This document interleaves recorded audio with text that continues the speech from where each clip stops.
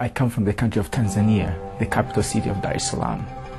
And we have lots of tribes there. The tribe that I belong to, 99% of the people are Islamic. As a Muslim, I felt that we're like a chosen people, very unique, a chosen people. And I grew up in a very religious family. I went to an Islamic school when I was a small kid. I helped my father in some Islamic duties, like to help with prayer and things that needed to be done in the mosque. My father himself is a great leader within the Muslim community. He's a sheikh, and then I have uncles, I have brothers that are Islamic clerics. So I kind of grew up in that environment, and my understanding of Islam was that Islam was everything to us, to me. So I had that passion, I had that hunger for the truth as a Muslim. And as I was searching for truth, I came across Christians.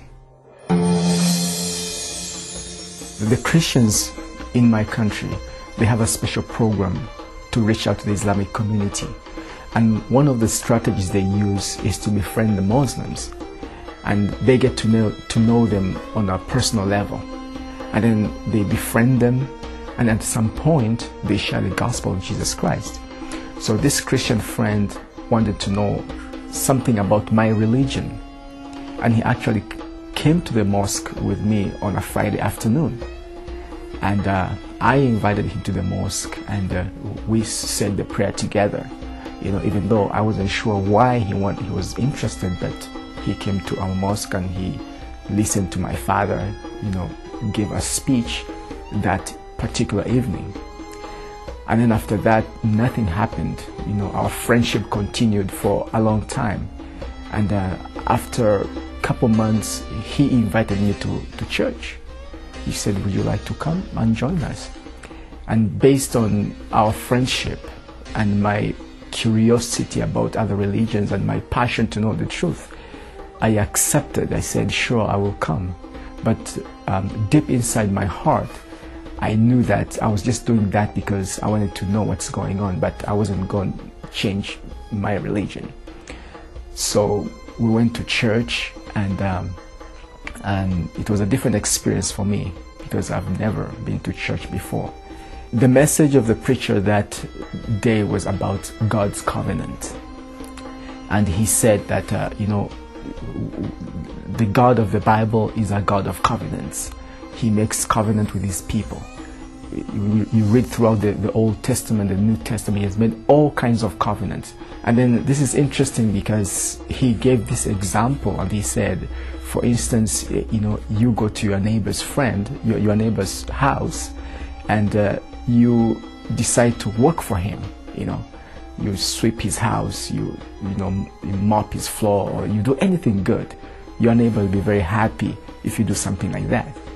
But at the end of the day, if you ask him to pay you money for what you have done, he or she has the right to say no or yes based on the covenant. If there was no covenant that was made, they can say no.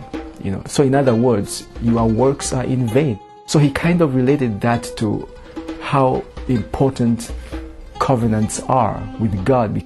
And without that covenant, it doesn't matter what you do in life.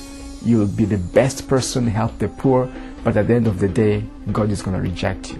And in the last days, he has made a covenant for all humans through the person of Jesus Christ.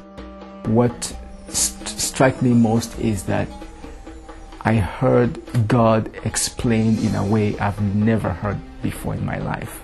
So it's like I had my own way of doing things. I go to the mosque, I hear people share in a certain way, but this was completely new. I've never heard anybody explain God from that perspective. This was different. This was different. And so I was curious, and that's why my friend came in. He was waiting for me to reach that point so that he can share with me the gospel. So he bought me a Bible, and we began to read the scriptures, from book to book, but most of the time we were arguing, exchanging ideas, and he would invite me to church. I'll go to church with him, but I didn't want my people to know, because, I didn't want anybody to find out. So after church, my friend would ask me and say, okay, what didn't you understand in church? And then I'll explain to him, I didn't understand this point. And then we'll engage ourselves in a lengthy discussion.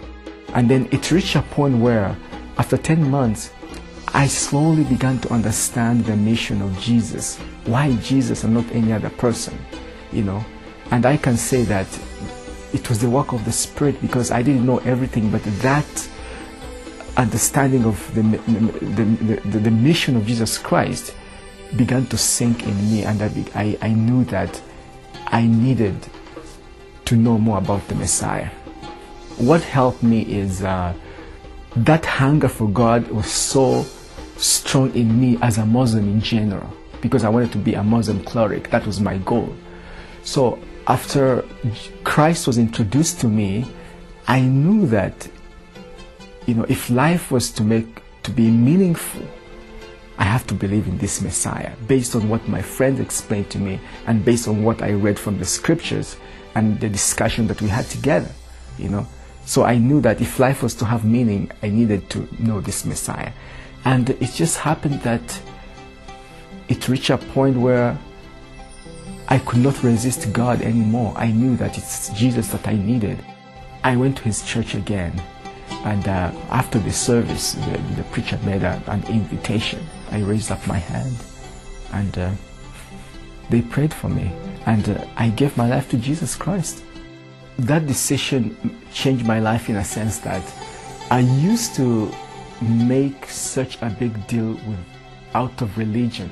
I did not understand the difference between God as God the Creator and religion as a group of people trying to find God. And before I was taught that God is so big and He's out there, and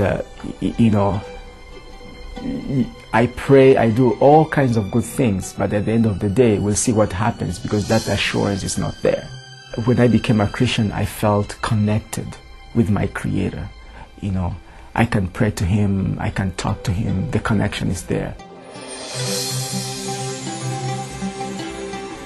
When I speak to Muslims, I will try to help them understand the difference between God and religion. There is a difference, because I think that's where the confusion comes. Most of the times we talk about our religions, and we have all kinds of discussions that lead to nowhere. But I want them to see that there is a God who created the universe, created everything, and is interested in each one of us. And it does not matter what religious background you come from, what social status you come from, or whether you are rich or poor. He is interested in you, and He wants to make a difference in your life. And a good passage from the Bible that I will share is the Sermon on the Mount. I think it's a good place to start. The Sermon on the Mount, when Jesus Christ was talking, blessed are those who are pure in heart, blessed are those who hunger and thirst for righteousness, for they shall be filled. I think that's powerful, and it matches with the mindset of most Muslims. They should accept Jesus Christ as Lord and Savior, and He's the only one who can change their life, because I think first I'm going to help them understand first who Jesus is. If you just see Jesus Christ as a carpenter's son and just some guy who lives in a neighborhood, then they shouldn't. But if you see Jesus more than a prophet, I think that's a good starting point. And that's what made a difference in me, because I looked at Jesus Christ just as a person, so He didn't make any difference to me. But if we understand who Jesus is, then it shouldn't be a difficult thing to accept Him as Lord and Savior. Because once we understand who He is, then we are all going to need Him. I know that I am not a unique situation. What God did to me, He can do it to anybody. And my prayer is that they'll also see the truth, they'll see the light. And I know that is possible because, if I came out of, that background and He pulled me out, He can do it to anybody, and that's my prayer.